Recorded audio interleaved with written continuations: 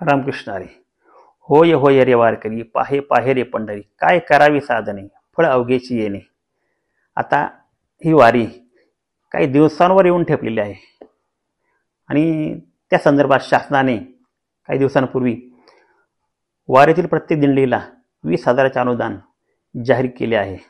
आणि त्या नियोजनाअंतर्गत एक 5 सदस्य समिती शासनाने गठीत केली आहे आणि त्यांच्या नियोजनाअंतर्गत ह्या अनुदानाचं कामकाज चालू होणार आहे.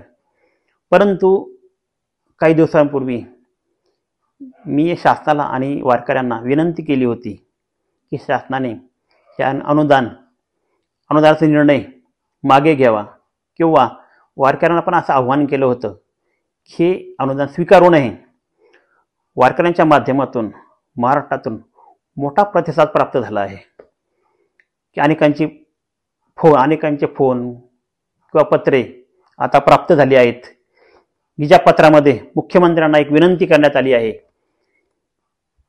की आम्हाला हे अनुदान नको आहे आणि ते अनुदानाचा खर्च इतर सुविधांसाठी त्यांनी खर्च करावा अशी विनंती या पत्रांच्या माध्यमातून केली आहे. आणि अशा अनेक पत्र काही दिवसात प्राप्त होणार आहेत.